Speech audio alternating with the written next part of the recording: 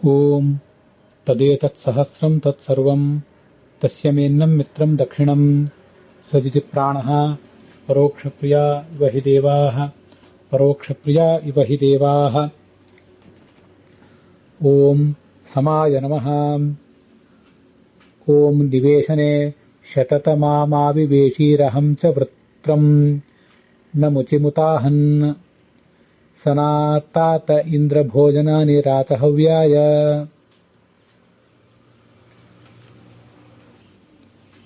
ಶ್ರೀ ಗುರುಭ್ಯೋ ನಮಃ. ಮಹಾಭಾರತ ಪ್ರವಚನ ಸರಣಿಯ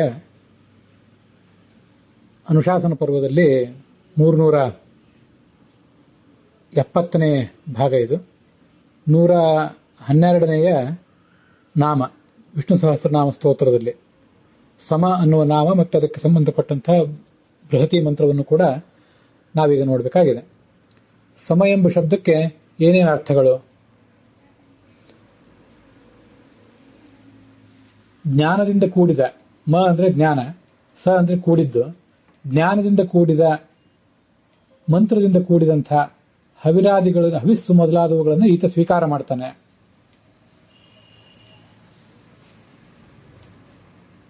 ಸಮಯತೆ ಸರ್ವದಾ ಸಮಾನಾನೇವ ಕರೋತಿ, ಎಲ್ಲರನ್ನೂ ಕೂಡ ಸಮಾನವಾಗಿ ಕಾಣುವವನು, ಯಾರೆಲ್ಲೂ ತಾರತಮ್ಯವನ್ನು ಮಾಡದೇ ಇರುವವನು, ಅವರ ಭಕ್ತಿಯನ್ನು ಮಾತ್ರ ಗಮನಿಸುವಂಥವನು.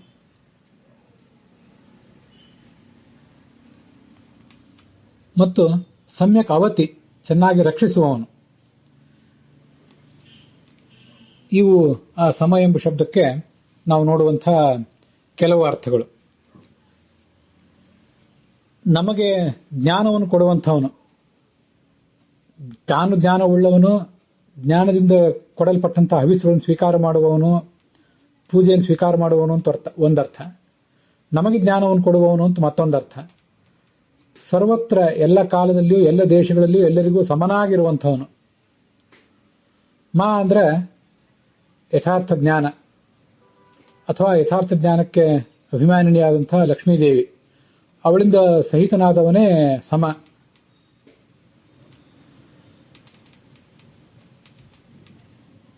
ಮತ್ತು ಸ ಮತ್ತು ಮಕಾರಗಳಿಂದ ಪ್ರತ್ಯೇಕವಾಗಿ ವಾಚ್ಯನಾದವನು. ಸ ಅಂದ್ರೆ ಸಮರ್ಥ ಅಥವಾ ಸರ್ವ, ಮ ಅಂದ್ರೆ ಈ ಶಾಸ್ತ್ರಗಳಿಂದ ಪ್ರತಿಪಾದ್ಯನಾದವನು. ಹೀಗೆ ಅನೇಕ ಅರ್ಥಗಳನ್ನು ಸಮ ಎಂಬ ಶಬ್ದಕ್ಕೆ ನಾವು ನೋಡಬಹುದು.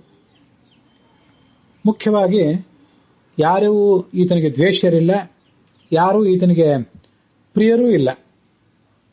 ಅವರವರ ಯೋಗ್ಯತೆಯನ್ನು ಅನುಸರಿಸಿ ಅವರಿಗೆ ಕೊಡಬೇಕಾದಂತಹ ಎಲ್ಲ ಫಲಗಳನ್ನು ಕೊಡುವವನು ಅಂತ ಅದಕ್ಕೆ ಒಂದರ್ಥ.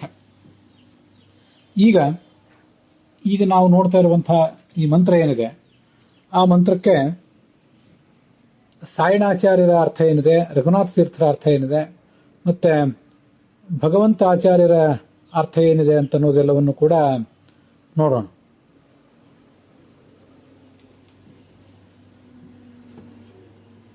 ಮೂಲ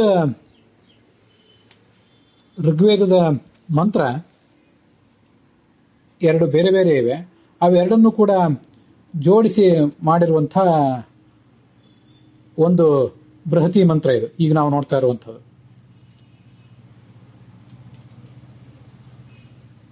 ತವಚ್ಯೌತ್ನಾನಿ ವಜ್ರಹಸ್ತ ತಾನಿ ನವಯತ್ಪುರೋ ನವತಿಂಚ ಸದ್ಯಃ ನಿವೇಶನೆ ಶತತಮಾಂ ಆವಿಜೇಷೀರಹಂ ಚ ವೃತ್ರಂ ನಮುಚಿ ಮುತಾಹನ್ ಅಂತ 5ನೇಯ ಮಂತ್ರ. ಆ ಋಗ್ವೇದದಲ್ಲಿ 7ನೇ ಮಂಡಲದ 19ನೇ ಸೂಕ್ತದ 5ನೇ ಮಂತ್ರ. ಆ 5ನೇ ಮಂತ್ರದಲ್ಲಿ ಪೂರ್ವಾರ್ಧವನ್ನ ಹಿಂದಿನ ಮಂತ್ರಕ್ಕೆ ತಗೊಂಡಿದ್ದೇವೆ, ಉತ್ತರಾರ್ಧವನ್ನು ಈ ಮಂತ್ರಕ್ಕೆ ತಗೊಂಡಿದ್ದೇವೆ. ಮತ್ತೆ 6ನೇ ಮಂತ್ರ ಏನಿದೆ, ಸನಾತಾತ ಇಂದ್ರ ಭೋಜನಾನಿ ರಾತಹವ್ಯಾಯ ದಾಶುಷೇ ಸುದಾಸೆ ವೃಷ್ಣೇತೆ ಹರಿ ವೃಷಣಾ ಯುನಜ್ಮಿ ವ್ಯಂತು ಬ್ರಹ್ಮಾಣಿ ಪುರುಷಾಕವಾಜಂ ಅನ್ನುವಂಥ ಮಂತ್ರ. ಈ 6ನೇ ಮಂತ್ರದಲ್ಲಿ ಸನಾತಾತ ಇಂದ್ರ ಭೋಜನಾನಿ ದಾತಹವ್ಯಾಯ, ಇಲ್ಲಿವರೆಗೆ ಮಾತ್ರ ಈ ಮಂತ್ರಕ್ಕೆ ಈ ಬೃಹತಿ ಮಂತ್ರಕ್ಕೆ ನಾವು ಜೋಡಿಸಿಕೊಂಡಿದ್ದೇವೆ. ಹೀಗೆ ಈ ಮೂಲ ಬೃಹತಿ ಮಂತ್ರ, ಈ ಮೂಲ ಬೃಹತಿ ಮಂತ್ರಕ್ಕೆ ಈ ಮೂಲ ಋಗ್ವೇದದ ಮಂತ್ರ, ಆ ಋಗ್ವೇದದ ಮಂತ್ರಕ್ಕೆ ಏನು ಸಾಯಣಾಚಾರ್ಯ ಅರ್ಥ ಹೇಳಿದ್ದಾರೆ ಅದನ್ನೀಗ ನೋಡೋಣ. ನಿವೇಶನೆ ಅಲ್ಲಿ ಕಾಣಿಸುವಂತಹ ಶಬ್ದ, ನಿವೇಶನೆ ಶತತಮಾವಿರೇವೇಶೀ ಅಹಂಚ ವೃತ್ರಂ ನಮುಚಿ ಮುತಾಹನ್ ಅಂತ. ಆ ನಿವೇಶನ ಅಂದ್ರೆ ಏನರ್ಥ? ನೀನು ವಾಸ ಮಾಡುವುದಕ್ಕಾಗಿ ನಿವೇಶನಾರ್ಥಂ. ಶತತಮ ಅಂದ್ರೆ 100ನೇದ್ದು. ಅಂಥ ಪುರವನ್ನ, ಪಟ್ಟಣವನ್ನ ನೀನು ಪ್ರವೇಶ ಮಾಡಿದ್ದಿ, ವ್ಯಾಪಿಸಿಕೊಂಡಿದ್ದೆ. ವೃತ್ರಾಸುರನನ್ನು, ನಮುಚಿಯನ್ನು ಕೂಡ ನೀನು ಕೊಂದು ಹಾಕಿದ್ದೆ. ಸಾಯಣಾಚಾರ್ಯ ಹೇಳುವಂತ ಅರ್ಥ. ಮುಂದಿನ ಮಂತ್ರದಲ್ಲಿ ಸನಾತಾತ ಇಂದ್ರ ಭೋಜನಾನಿ ರಾತಹವ್ಯಾಯ ದಾಶುಷೆ ಸುದಾಸೆ ಅಂತೇನು ಮಂತ್ರ ಇದೆ.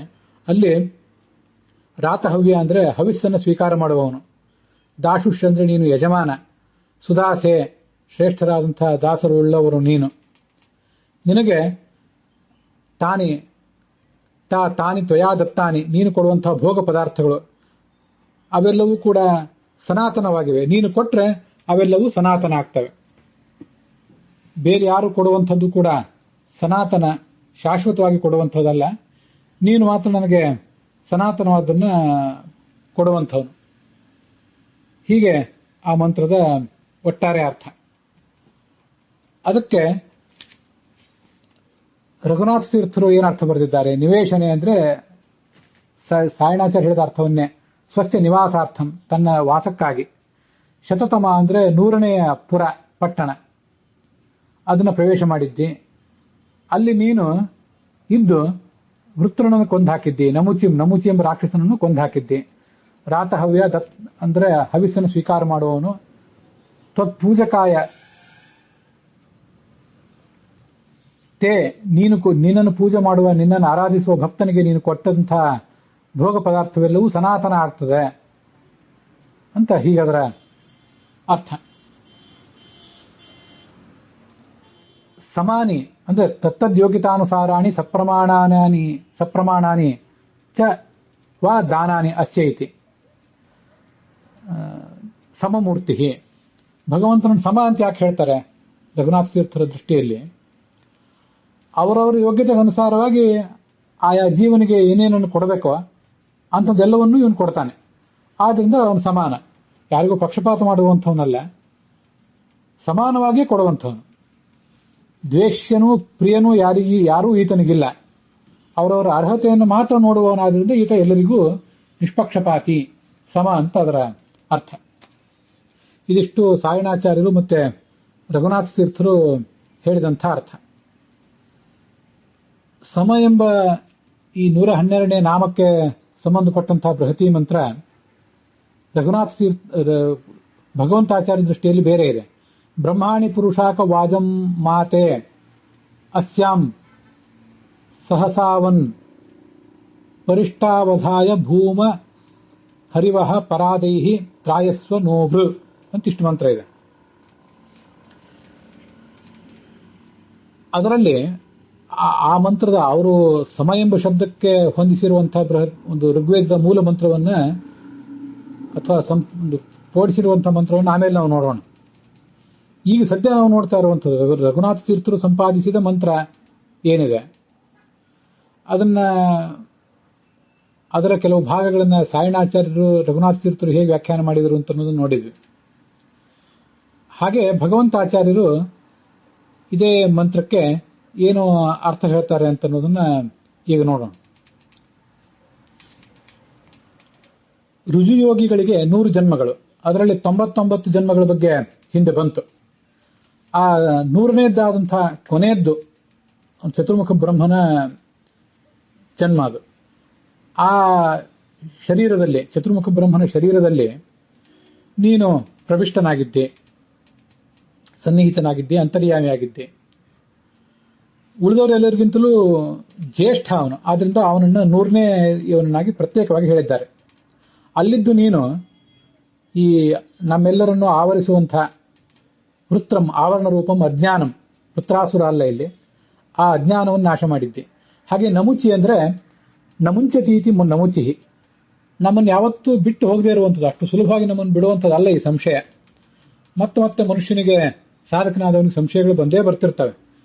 ಹೀಗೆ ನಮುಂಚತೀತಿ ನಮುಚಿಹಿ ಅಂತ ಸಂಶಯ ಅಂತ ಅರ್ಥ ಮಾಡ್ತಾರೆ ಅವರು. ಇದೇ ಅರ್ಥವನ್ನೇ ಕಾಮಕ್ಕೂ ಕೂಡ ಮಾಡ್ತಾರೆ ಕೋಶಗಳಲ್ಲಿ. ಅಲ್ಲಿ ಕೂಡ ನಮುಚಿ ಅಂದ್ರೆ ಕಾಮವು ಕೂಡ ಮನುಷ್ಯನ ಅಷ್ಟು ಸುಲಭವಾಗಿ ಬಿಟ್ಟು ಹೋಗುವಂಥದ್ದಲ್ಲ. ಅಂಥ ಅಜ್ಞಾನವನ್ನು ಮತ್ತೆ ಸಂಶಯವನ್ನು ನೀನು ಪರಿಹಾರ ಮಾಡ್ತಿ. ಋಷಿಯೋಗಿಗಳು ಉಳಿದ ಜೀವರಿಗಿಂತ ಹೆಚ್ಚು ಜ್ಞಾನಿಗಳಾಗಿರ್ತಾರೆ. ಅವರಿಗೆ ಅಜ್ಞಾನ ಸಂಶಯಗಳ ಸಾಧ್ಯತೆಯೇ ಇಲ್ಲ. ನ ಸರ್ವಥಾ ಅಜ್ಞಾನ ಸಂಶಯವು ಇತಿ ಜ್ಞಾಪನಾಯ ಅಹನ್ ಇತಿ ದ್ವಿರ್ವಚನಂ. ಅದರಿಂದ 2 ಬಾರಿ ಅಹನ್ ಅಹನ್ ಅಂತ ಹೇಳಿದ್ದಾರೆ. ಮುಂದೆ ಸನಾತಾತ ಇಂದ್ರ ಭೋಜನಾನಿ ರಾತಹವ್ಯಾಯ ಅಂತ 2 ಶಬ್ದಗಳು. ಭಗವಂತನೇ, ನೀನು ರಾತಹವ್ಯ, ನಾವು ಕೊಟ್ಟಂತ ಹವಿಸ್ಸನ್ನು ಸ್ವೀಕಾರ ಮಾಡುವಂಥವನು. ದಾಶುಷ್, ಯಜಮಾನನೂ ಹೌದು. ದಾಶುಷ್ ಇತ್ಯಾದಿ ಶಬ್ದಗಳು ಇಲ್ಲಿಲ್ಲ, ಮುಂದಿನ ಮಂತ್ರದಲ್ಲಿ ಬರುವಂಥವು. ಇಲ್ಲಿ ಭಗವಂತಾಚಾರ್ಯರು ಹೇಳಿದ್ದಾರೆ, ಆದ್ರಿಂದ ಹೇಳಿದೆ ಅಷ್ಟೆ. ಅವೆಲ್ಲವೂ ನೀನು ಕೊಟ್ಟಂಥದ್ದೆಲ್ಲವೂ ಕೂಡ ಸನಾತನವಾಗೇ ಇರ್ತದೆ.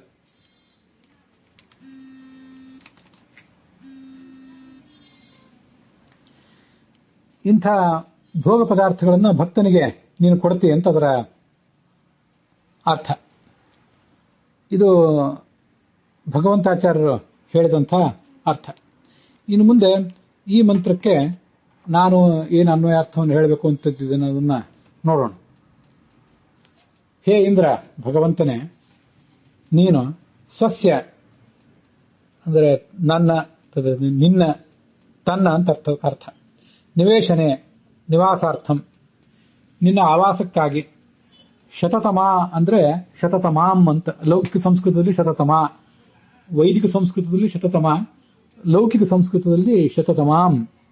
ಪುರೀಂ, ಪಟ್ಟಣವನ್ನು ಆವಿವೇಶೀಹಿ, ಆವಿಕ್ಷ, ಪ್ರವೇಶ ಮಾಡಿದ್ದಿ. ಅಪಿಚ ಮತ್ತು ಈ ವೃತ್ರಂ, ಆವರ್ಕವಾದ ಅಜ್ಞಾನವನ್ನ ಅಹನ್ ಕೊಂದಾಕಿದ್ದಿ. ನಮುಚಿಂ ಉತ, ಸಂಶಯವನ್ನೂ ಕೂಡ, ಕಂಸದಲ್ಲಿ ಕಾಮವನ್ನೂ ಕೂಡ ನೀನು ಕೊಂದಾಕ್ತಿ. ಇಷ್ಟೆಲ್ಲ ಮಾಡಿ ತತ್ವಜ್ಞಾನವನ್ನು ಕೊಟ್ಟಿದ್ದಿ, ಅಥವಾ ತತ್ವಜ್ಞಾನವನ್ನು ಕೊಟ್ಟು ನಮ್ಮ ಅಜ್ಞಾನವನ್ನ, ಸಂಶಯವನ್ನು ಪರಿಹರಿಸಿದ್ದಿ. ಆದ್ರಿಂದಲೇ ಭಗವಂತನೇ, ರಾತಹವ್ಯಾಯ, ನಾವು ಕೊಟ್ಟದ್ದೆಲ್ಲವನ್ನು ಸ್ವೀಕಾರ ಮಾಡುವಂಥ ನಿನಗೆ ನಾನು ತಾನಿ ಸನಾತನಾನಿ ಭೋಜನಾದಿಗಳನ್ನು, ನಿವೇದನ ಯೋಗ್ಯ ಪದಾರ್ಥಗಳನ್ನು, ನೀನು ನನಗೆ ಅಜ್ಞಾನವನ್ನು ಕಳೆದಿದ್ದಿ, ಸಂಶಯವನ್ನು ಕಳೆದಿದ್ದಿ. ಇನ್ನು ನಾನು ನಿನಗೆ ಸನಾತನವಾದ, ಸ್ಥಿರವಾದ, ಸನಾತನ ಅಂದರೆ ಸ್ಥಿರವಾದಂತಹ ಪೂಜೆ, ನೈವೇದ್ಯ ಇತ್ಯಾದಿಗಳನ್ನ ಮಾಡ್ತೇನೆ. ನಿವೇದಯಾಮಿ ಅಂತ ಅಧ್ಯಾಹಾರ ಮಾಡಬೇಕು. ನಾನು ನಿನಗಾಗಿ ಇಟ್ಟಿದ್ದೇನೆ ಅಂತ ಅದರ ತಾತ್ಪರ್ಯ. ಇಲ್ಲಿ ಸಮ ಎಂಬ ಶಬ್ದಕ್ಕೂ ಈ ಬೃಹತಿ ಮಂತ್ರಕ್ಕೂ ಏನು ಸಂಬಂಧ? ಸಮ ಅಂದ್ರೆ ಮಾ ಅಂದ್ರೆ ಜ್ಞಾನ, ಜ್ಞಾನದಿಂದ ಸಹಿತರಾದವರು. ಜೀವರು ಜ್ಞಾನದಿಂದ ಸಹಿತರಾಗುವುದು ಯಾರಿಂದ? ಯಾರ ಕೃಪೆಯಿಂದ? ಸಮಾಹ ಭವಂತಿ ಜೀವಾಹ ಅನೇನ ಇತಿ ಸಮಃ. ಪರಮಾತ್ಮನೇ ಸಮ, ಜ್ಞಾನವನ್ನು ಕೊಡುವಂಥವನು.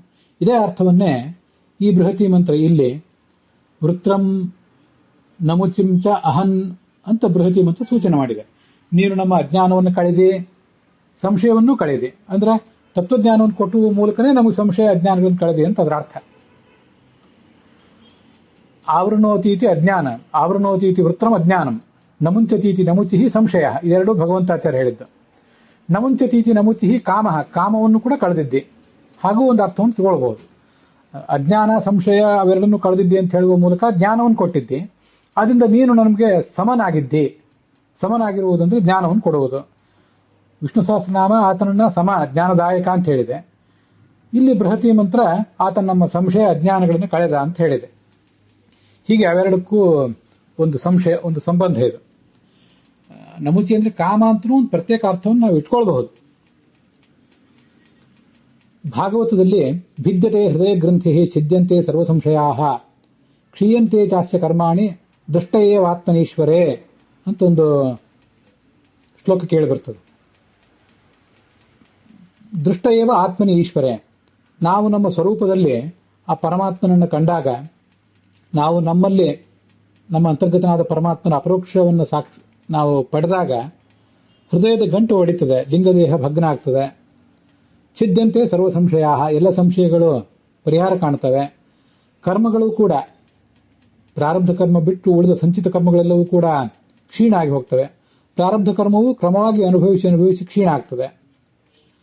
ದೃಷ್ಟ ಏವ ಆತ್ಮನೀಶ್ವರೇ ಅಂತ ಭಾಗವತ, ತಸ್ಮಿನ್ ದೃಷ್ಟೇ ಪರಾವರೇ ಅಂತ ಶ್ವೇತಾಶ್ವತರ ಉಪನಿಷತ್ತು.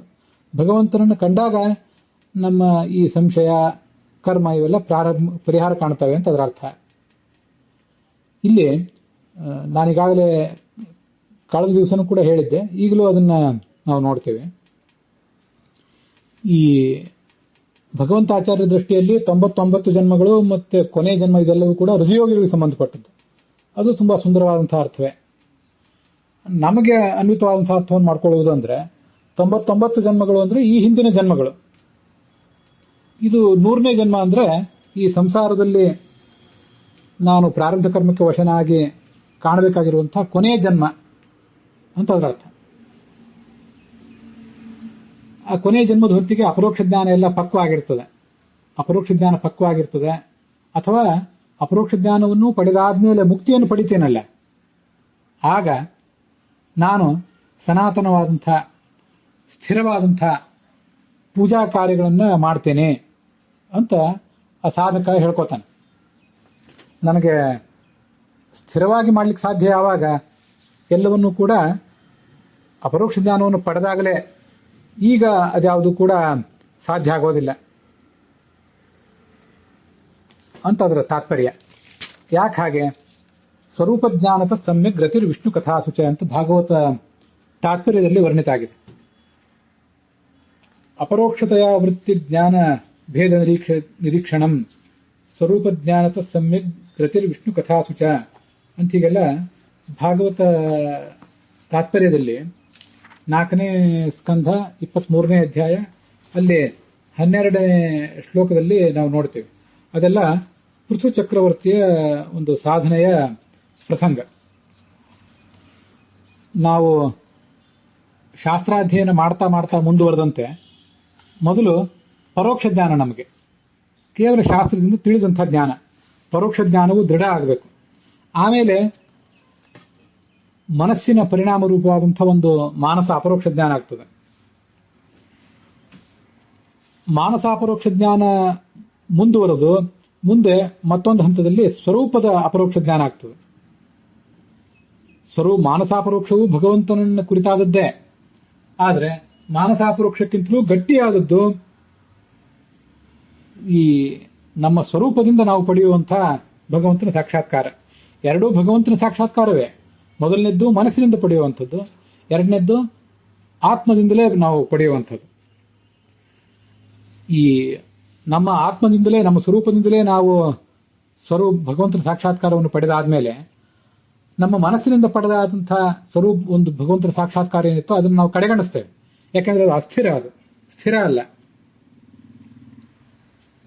ಸ್ವರೂಪ ಜ್ಞಾನದಿಂದಲೇ ಸಮ್ಯಕ್ ಗತಿರ್ ವಿಷ್ಣು ಕಥಾಸುಚ, ನಮ್ಮ ಸ್ವರೂಪದ ನಮ್ಮ ಆತ್ಮದಿಂದಲೇ ನಾವು ಭಗವಂತನ ಸಾಕ್ಷಾತ್ಕಾರವನ್ನು ಪಡ್ಕೊಂಡಾಗಲೇ ಭಗವಂತನನ್ನು ಕುರಿತು ಮಾಡುವಂತಹ ಪೂಜಾ, ನೈವೇದ್ಯ, ಶ್ರವಣ, ಮನನ ಇತ್ಯಾದಿ ಎಲ್ಲಾ ಕಾರ್ಯಗಳು ಕೂಡ ಆವಾಗ ಸರಿಯಾಗಿ ಮಾಡ್ಲಿಕ್ಕೆ ಸಾಧ್ಯ. ಸಮ್ಯಕ್ ಗತಿರ್ ವಿಷ್ಣು ಕಥಾಸುಚ, ನಮ್ಮ ಮನಸ್ಸಿನಿಂದಲೇ ನಾವು ಭಗವಂತನ ಸಾಕ್ಷಾತ್ಕಾರವನ್ನು ಪಡ್ಕೊಂಡ್ರು ಪೂರ್ಣವಾದ ಒಂದು ಮಟ್ಟದಲ್ಲಿ, ಅತ್ಯುಚ್ಚ ತರಗತಿಯಲ್ಲಿ ಭಗವಂತನ ಕುರಿತಾದಂತಹ ಶ್ರವಣ, ಮನನ ಇತ್ಯಾದಿ ಯಾವುದನ್ನು ಕೂಡ ಮಾಡ್ಲಿಕ್ಕೆ ಸಾಧ್ಯ ಆಗೋದಿಲ್ಲ.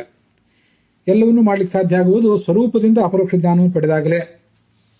ಸ್ವರೂಪ ಜ್ಞಾನತಃ ಸಮ್ಯಕ್ ಗತಿರ್ ವಿಷ್ಣು ಕಥಾಸುಚ, ಭಗವಂತನ ಕುರಿತಾದ ಯಾವುದೇ ಕಾರ್ಯವನ್ನು ನಾವು ಮಾಡ್ಲಿಕ್ಕೆ ಬರುವಂತಹ, ನಮಗೆ ಬೇಕಾದಂತಹ ಶಕ್ತಿ ಬರುವುದು ಸ್ವರೂಪ ಜ್ಞಾನದಿಂದ ಅಂತ ಬ್ರಹ್ಮತರ್ಕದ ಮಾತಿದೆ.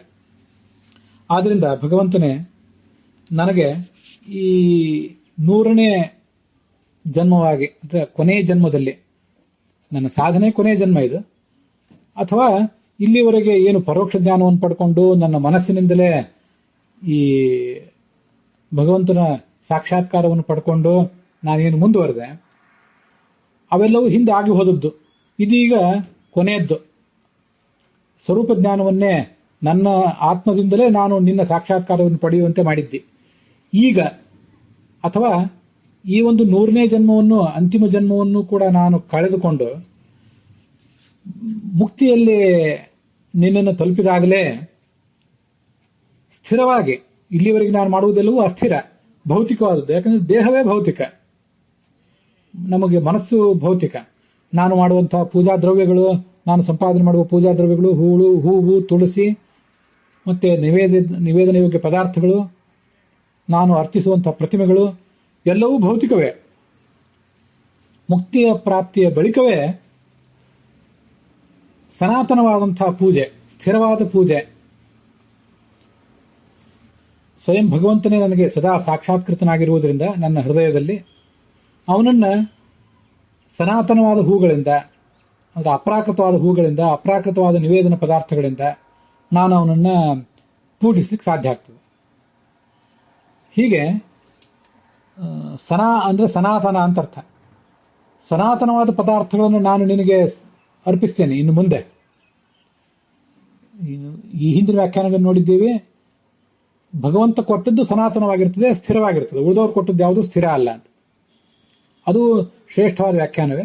ನನಗೆ ಕಂಡಂತಹ ಅರ್ಥವನ್ನು ನಾನು ಹೇಳಿದ್ದೇನೆ. ನಾನು ನಿನಗೆ ಇನ್ನು ಮುಂದೆ ಮಾಡುವುದು ಸ್ಥಿರ. ಇಲ್ಲಿಯವರೆಗೆ ಮಾಡಿದ್ದು ಯಾವುದು ಕೂಡ ಸ್ಥಿರವಲ್ಲ, ಪ್ರಾಕೃತವೂ ಅಲ್ಲ, ಅಪ್ರಾಕೃತವಲ್ಲ. ಇಲ್ಲಿವರೆಗೆ ಮಾಡಿದ್ದೆಲ್ಲವೂ ಅಪ್ರಾಕೃತ ಅಲ್ಲ, ಮತ್ತೆ ಸ್ಥಿರವೂ ಅಲ್ಲ. ಇನ್ನು ಮುಂದೆ ಮಾಡುವುದೇ ಅಪ್ರಾಕೃತ, ಇನ್ನು ಮುಂದೆ ಮಾಡುವುದೇ ಸ್ಥಿರ ಅಂತ ಕೊನೆ ಹಂತದಲ್ಲಿರುವಂಥ ಸಾಧಕ ಅಥವಾ ಮುಕ್ತಿಗೆ ಹೋದಂತಹ ಸಾಧಕ ಹೇಳುವ ಮಾತು. ಅದಕ್ಕಾಗಿ ಶತೋತ್ತಮ ಜನ್ಮ ಅಂತ ಹೀಗೆ ಹೇಳ್ತಿರೋದು. ಒಟ್ಟಾರೆ ಮುಕ್ತಿಯ ಹೊಸ್ತಿಲಿನಲ್ಲಿರುವಂತಹ ಸಾಧಕ ಹೇಳಿದ ಮಾತು ಅಂತ ನಾವು ತಿಳ್ಕೊಳ್ಬಹುದು. ಭಾವಾರ್ಥ ಏನು? ಭಗವಂತನೇ ನನಗೆ ಸ್ವರೂಪಾಪರೋಕ್ಷವಾದಾಗ ಅಥವಾ ಮೋಕ್ಷವಾದಾಗಲೇ ನನ್ನ ಆ ಕೊನೆಯ ಶರೀರದಲ್ಲಿ, ಎನ್ನ ಹೃದಯದಲ್ಲಿ ಸದಾ ವಾಸ ಮಾಡುವ ಶ್ರೀಹರಿ ನೀನು. ಎನ್ನ ಅಜ್ಞಾನ ಸಂಶಯಗಳನ್ನು ತರಿವ ಹರಿ ನೀನು. ನೀನು ನನಗೆ ಜ್ಞಾನವನ್ನು ಕೊಟ್ಟಾಗಲೇ ಅಜ್ಞಾನ ಸಂಶಯಗಳನ್ನು ನೀನು ಪರಿಹರಿಸ್ತಿ. ಆದ್ರಿಂದಲೇ ನೀನು ಹರಿ, ಸದಾ ಎನ್ನ ಹೃದಯದಲ್ಲಿ ನೀನು ವಾಸ ಮಾಡ್ತೆ. ಆಗ ನಾದಮೂರ್ತಿಯಾದಂಥ ನಿನ್ನ ಧ್ಯಾನವನ್ನ ನಾನು ಮೋದದಿಂದ ಮಾಡ್ಲಿಕ್ಕೆ ಸಾಧ್ಯ ಆಗ್ತದೆ. ನಾವು ನಿವೇದಿಸಿದ್ದನ್ನ ಸ್ವೀಕರಿಸ್ತೀನಿ. ನೀನು ಸ್ವೀಕರಿಸುವಂತಹ ನಿನಗೆ ನಾನು ಸ್ಥಿರವಾದ ಪೂಜೆ, ನಿವೇದನಗಳನ್ನ, ಶ್ರವಣ, ಮನನ, ಪ್ರವಚನ ಇತ್ಯಾದಿಗಳನ್ನ ಇನ್ನು ಮುಂದೆ ಸಲ್ಲಿಸುವವನಿದ್ದೇನೆ. ಇಲ್ಲಿಯವರೆಗೆ ನಾನು ಮಾಡಿದ್ದ್ಯಾವುದು ಕೂಡ ಸ್ಥಿರವೂ ಅಲ್ಲ, ಅಪ್ರಾಕೃತವೂ ಅಲ್ಲ. ಎಲ್ಲವೂ ಅನೇಕ ದೋಷಗಳಿಂದ, ಅಪರಿಪೂರ್ಣತೆಗಳಿಂದ ಕೂಡಿದ್ದು. ಇನ್ನು ಮುಂದೆ ಮಾಡುವುದೇ ಸ್ಥಿರವಾದದ್ದು ಅಂತ ಆ ಸಾಧಕ ಅಲ್ಲಿ ಹೇಳ್ತಾನೆ. ರಾತಹವ್ಯಾಯ ಅಂತನ್ನುವುದನ್ನ ಭಕ್ತನಿಗೂ ಅನ್ವಯಿಸಬಹುದು, ಭಗವಂತನಿಗೂ ಅನುಭವಿಸಬಹುದು. ಕೊಟ್ಟದ್ದೆಲ್ಲವನ್ನು ಸ್ವೀಕಾರ ಮಾಡುವವನು ಅಂತ ಭಗವಂತ, ಹವಿಸ್ಸನ್ನ, ಪೂಜೆಯನ್ನ ಭಗವಂತನಿಗೆ ಸಲ್ಲಿಸಿದವನು ಅಂತ ಭಕ್ತನಿಗೆ ಅದು ಅನ್ವಯ. ಅಂತ ಭಕ್ತನಿಗೆ ನೀನು ಕೊಟ್ಟದ್ದು ಶಾಶ್ವತ ಅಂತ ಅದು ಸುಂದರವಾದ ಅರ್ಥವೇ. ಇನ್ನು ನಾನು ನಿನಗೆ ಸ್ಥಿರವಾದಂತಹ ಪೂಜೆ, ಶ್ರವಣ, ಮನನ ಇತ್ಯಾದಿ ಎಲ್ಲವನ್ನು ಕೂಡ ಅರ್ಪಿಸ್ತೇನೆ ಅಂತ ಈ ಭಕ್ತ ಹೇಳ್ಕೊಳ್ಳೋದು. ಇನ್ನ ಈ ಸಮ ಎಂಬ ಶಬ್ದಕ್ಕೆ ಸಂಬಂಧಪಟ್ಟಂತಹ ಬೇರೆ ಬೇರೆ ಉಲ್ಲೇಖಗಳನ್ನು ನೋಡೋಣ.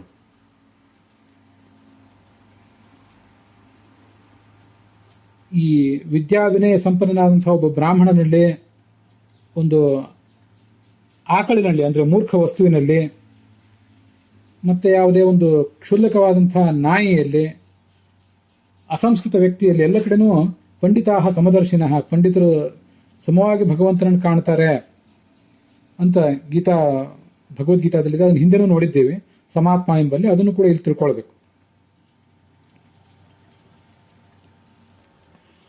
ಭಾಗವತ ತಾತ್ಪರ್ಯ ಹೇಳುವಂತೆ ದೇಶಕಾಲವು ಗುಣಾಂಶೈವ ಭಕ್ತ್ಯಾಧಿಕ್ಯಂ ಅಪೇಕ್ಷತು ಯೋಗ್ಯತಾಂಚ ತಥಾ ಕರ್ಮ ಸಮ ಇತ್ಯಭಿಧೀಯತೆ.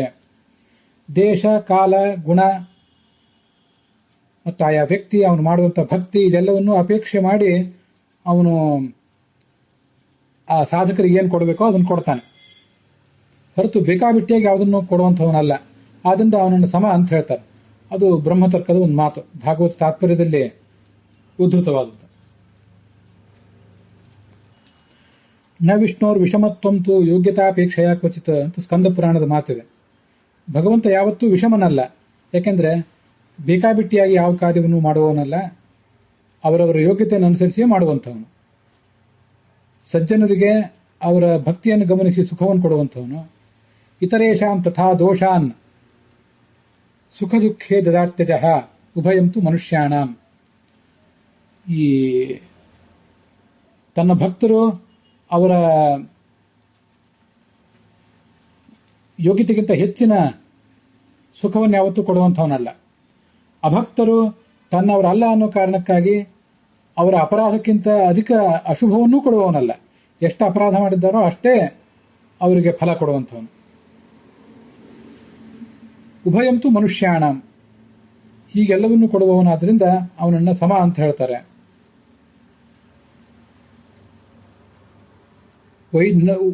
ವೈಷಮ್ಯ ನೈರ್ಘಣ್ಯೇನ ಸಾಪೇಕ್ಷತ್ವ ತಥಾ ಹಿ ದರ್ಶಯತಿ ಅಂತ ಬ್ರಹ್ಮಸೂತ್ರ ಅವನು ಹೇಳಿದೆ.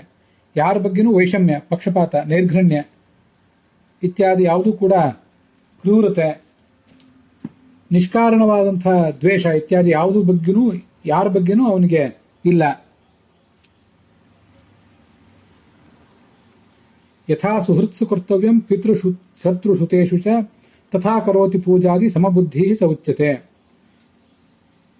ಯಾರು ನಮ್ಮ ಸ್ನೇಹಿತರು ಅವ್ರ ಬಗ್ಗೆ ನಡ್ಕೊಳ್ಳುವ ರೀತಿ ಒಂದಿದೆ. ಪಿತೃ ತಂದೆ ಬಗ್ಗೆ, ಶತ್ರುಗಳ ಬಗ್ಗೆ ನಡ್ಕೊಳ್ಳುವ ರೀತಿಗಳೆಲ್ಲವೂ ಬೇರೆ ಬೇರೆ ಆಗಿದೆ. ಯಾರ ಬಗ್ಗೆ ಹೇಗೆ ನಡ್ಕೋಬೇಕು ಹಾಗೆ ನಡ್ಕೋಬೇಕು. ಎಲ್ಲರ ಜೊತೆಗೂ ಒಂದೇ ರೀತಿಯಾಗಿ ನಡ್ಕೊಳ್ಳುವುದಲ್ಲ. ಯಾರ್ಯಾರ ಜೊತೆಗೆ ಹೇಗೆ ಹೇಗೆ ವರ್ತಿಸಬೇಕು ಹಾಗೆ ವರ್ತಿಸುವುದನ್ನೇ ಸಮಬುದ್ಧಿ ಅಂತ ಹೇಳ್ತಾರೆ. ನಾ ಅಸ್ಯ ಭಕ್ತಃ, ಇವನಿಗೆ ಯಾರೂ ಭಕ್ತನೂ ಇಲ್ಲ, ದ್ವೇಷ್ಯನೂ ಇಲ್ಲ. ನಚ ಅಭಕ್ತೋಪಿ ಹಿ ಅಭಕ್ತೋಪಿ ಯಃ ಪ್ರಿಯಃ, ಅಭಕ್ತನೂ ಯಾರೂ ಇಲ್ಲ ಇವನಿಗೆ. ಅಭಕ್ತರಾದವರು ಯಾವತ್ತೂ ಪ್ರಿಯರಲ್ಲ, ಭಕ್ತರು ಯಾವತ್ತೂ ದ್ವೇಷ್ಯರಲ್ಲ. ಎಲ್ಲರಿಗೂ ಅವರವರ ಭಕ್ತಿಗನುಸಾರವಾಗಿ ಫಲ ಕೊಡುವಂಥವನು. ಭಾಗವತ ತಾತ್ಪರ್ಯದಲ್ಲಿ ಕಪಿಲ ಋಷಿಯ ಮಾತೊಂದನ್ನು ಉದ್ಧರಿಸ್ತಾರೆ. ಲಯೇ ವಾಪ್ಯಥವಾ ಸೃಷ್ಟೌ ಅಂತರಾಲೇ ಪಿನ ಕ್ವಚಿತ್ ಪ್ರಕೃತ್ಯ ರಹಿತಂ ಬ್ರಹ್ಮ ಕದಾಚಿತ್ ಅವತಿಷ್ಠತೆ.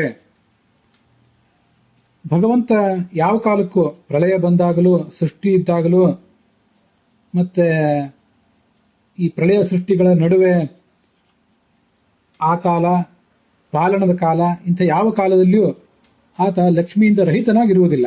ಯಾವತ್ತೂ ಮಾ ಅಂದ್ರೆ ಲಕ್ಷ್ಮೀದೇವಿ, ಅವಳಿಂದ ಸಮೇತನಾಗಿ ಅವನಿರ್ತಾನೆ.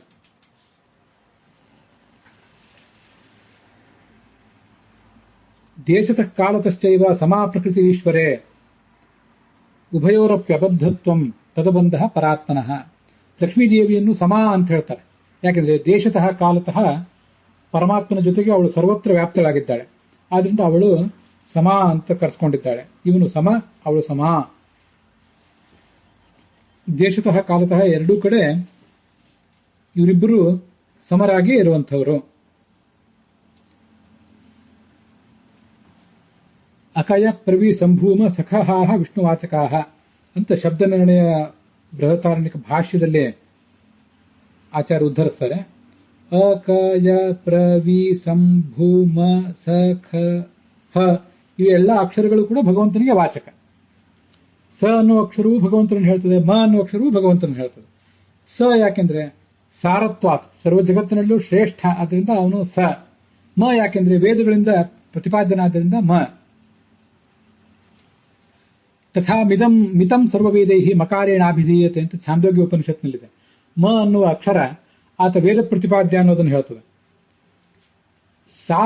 ಸಾರಭೂತನಾದ್ರಿಂದ ಆತನನ್ನ ಸ ಅಂತ ಹೇಳಬೇಕು ಅಂತನೂ ಅನೇಕ ಉಪನಿಷತ್ ಭಾಷ್ಯಗಳಲ್ಲಿ ಆಚಾರ್ಯ ವರ್ಣನೆ ಮಾಡ್ತಾರೆ. ಸಾಮ ಇತ್ಯಾದಿ ಶಬ್ದಗಳ ಅರ್ಥಗಳನ್ನು ಹೇಳುವಾಗ ಹೀಗೆ ಜಗತ್ತಿನಲ್ಲಿ ಸರ್ವಶ್ರೇಷ್ಠ ಮತ್ತೆ ಎಲ್ಲ ವೇದಗಳಿಂದಲೂ ಎಲ್ಲ ಶಾಸ್ತ್ರಗಳಿಂದಲೂ ಪ್ರತಿಪಾದ್ಯ. ಇದು ಸಮ ಅನ್ನುವ ಶಬ್ದಕ್ಕೆ ನಾವು ನೋಡುವಂತಹ ಅರ್ಥ. ಸಮ ಎಂದರೆ ವಿಕಾರರಹಿತ ಅಂತ ಅರ್ಥವನ್ನು ಹೇಳಬಹುದು. ಯಾವ ಕಾಲದಲ್ಲಿಯೂ ಯಾವುದೇ ರೀತಿಯಾದ ದೈಹಿಕ, ಮಾನಸಿಕ, ಆಂತರಿಕ, ಬಾಹ್ಯ ವಿಕಾರ ಇಲ್ಲದವನಾದ್ದರಿಂದ ಅವನನ್ನ ಸಮ, ಏಕಪ್ರಕಾರನಾಗಿರುವವನು ಅಂತ ಅರ್ಥ ಸಮ ಅನ್ನೋದಕ್ಕೆ. ಹಾಗೂ ಒಂದು ಅರ್ಥವನ್ನು ಹೇಳಬಹುದು. ಲಕ್ಷಾಲಂಕಾರದಲ್ಲಿ ಲಕ್ಷ್ಮೀದೇವಿಯಿಂದ ಸಹಿತನಾದವನು ಅನ್ನೋ ಅರ್ಥವನ್ನ ವರ್ಣನೆ ಮಾಡಿದ್ದಾರೆ.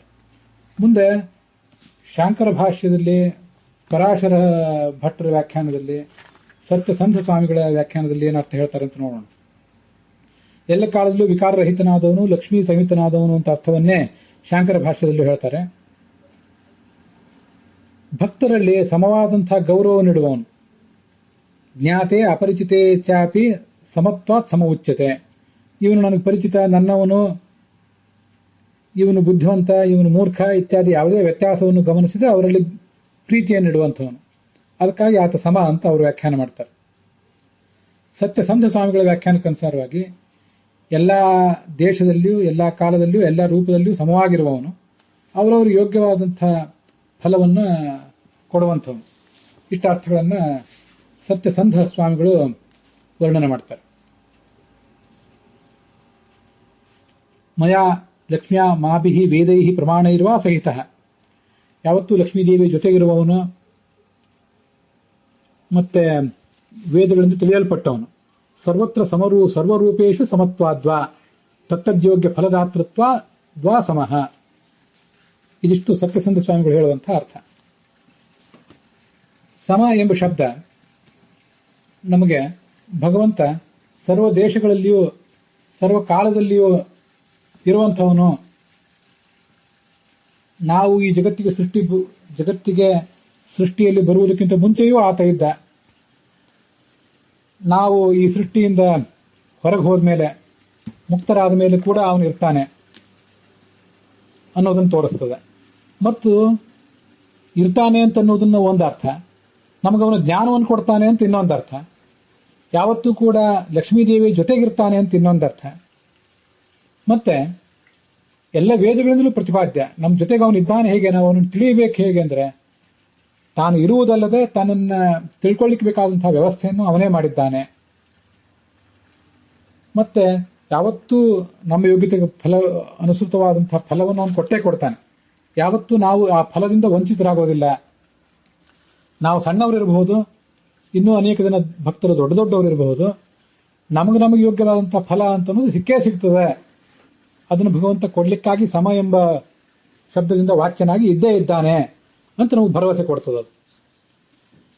ಹೀಗೆ ನಮಗೆ ಜ್ಞಾನವನ್ನು ಕೊಡುವವನು, ಜ್ಞಾನಕ್ಕನುಸಾರವಾಗಿ ಫಲವನ್ನು ಕೊಡುವಂಥವನು, ಜ್ಞಾನವನ್ನು ಪಡ್ಕೊಳ್ಳಬೇಕಾದಂತಹ ವ್ಯವಸ್ಥೆಯನ್ನು ಮಾಡಿದವನು, ಸದಾ ಒಳಗೂ ಹೊರಗೂ ಇರುವಂಥವನು, ನಾವು ಹುಟ್ಟುವಾಗಲೂ ಸಾಯುವಾಗಲೂ ಸೃಷ್ಟಿಗೆ ಬರುವುದಕ್ಕಿಂತ ಮುಂಚೆಯೂ ಸೃಷ್ಟಿಯನ್ನ ನಮ್ಮ ಸಾಧನೆ ಎಲ್ಲ ಮುಗಿಸಿ ನಾವು ಮುಕ್ತರಾದ ಮೇಲೂ ಯಾವತ್ತೂ ಕೂಡ ನಮ್ಮ ಜೊತೆಗಿರುವವನು. ಆದ್ದರಿಂದ ಅವನು ಸಮ. ಮತ್ತು ಸಮ ಲಕ್ಷ್ಮೀದೇವಿ ಇದ್ದಾಳೆ. ಹೀಗೆ ಅವರಿಬ್ಬರನ್ನು ಹೇಳುವಂತಹ ಶಬ್ದ ಇದು. ಈ ಸಮಾತ್ಮ, ಸಂಮಿತ, ಸಮ ಇತ್ಯಾದಿ ಶಬ್ದಗಳು ಆಧುನಿಕರಿಗೂ ಕೂಡ ಹೆಸರು, ಮಕ್ಕಳಿಗೆ ಹೆಸರಿಡಲಿಕ್ಕೆ ಸ್ತ್ರೀಯರಿಗೆ ಸಮ, ಸಂಮಿತ ಹೀಗೆ ಶಬ್ದಗಳನ್ನು ಇಡಬಹುದು. ಪುರುಷರಿಗೆ ಸಂಮಿತ ಮತ್ತೆ ಸಮ ಹೀಗೆಲ್ಲ ಶಬ್ದಗಳನ್ನು ಇಡಬಹುದು. ಸಮಾದೇವಿ ಮಂದಿರ ಅಂತ ಲಕ್ಷ್ಮೀದೇವಿಯ ಅಥವಾ ಬೇರೆ ಯಾವುದೊಂದು ದೇವಿಯ ಮಂದಿರವೂ ಕೂಡ ಕೆಲವು ಕಡೆ ಇದೆ. ನಾನು ಅಂತ ಮಂದಿರಗಳನ್ನು ಕೂಡ ನೋಡಿದ್ದೇನೆ. ಹೀಗೆ ಗಂಡು ಶಿಶುಗಳಿಗೂ ಹೆಣ್ಣು ಶಿಶುಗಳಿಗೂ ಇಡ್ಲಿಕ್ಕೆ ಬೇಕಾದಂತಹ ತುಂಬಾ ಸುಂದರವಾದಂತಹ ಶಬ್ದಗಳು ಕೂಡ ಹೌದಿವು. ಸಮಾತ್ಮ, ಸಂಮಿತ, ಸಮ ಈ ಶಬ್ದಗಳು ನಮ್ಮ ಸಾಧನೆಯ ಆರಂಭದಿಂದ ಹಿಡಿದು, ಸೃಷ್ಟಿಗೆ ನಾವು ಬರುವುದಕ್ಕಿಂತ ಮುಂಚಿನಿಂದ ಹಿಡಿದು ಮುಕ್ತಿಯವರೆಗೆ ನಮ್ಮ ಎಲ್ಲಾ ಹಂತಗಳನ್ನು ವಿವರಿಸುವಂತಹ, ಆ ಎಲ್ಲ ಹಂತಗಳಲ್ಲೂ ಭಗವಂತ ನಮಗೆ ಬೆಂಕಾವಲಾಗಿದ್ದಾನೆ ಅನ್ನೋದನ್ನ ವಿವರಿಸುವಂತಹ ಒಂದು ವಿಶಿಷ್ಟವಾದ ಶಬ್ದ ಇದು. ಅದರೊಂದಿಗೆ ಇವತ್ತಿನ ಈ ಭಾಗ ಸಮಾಪ್ತವಾಗಿದೆ.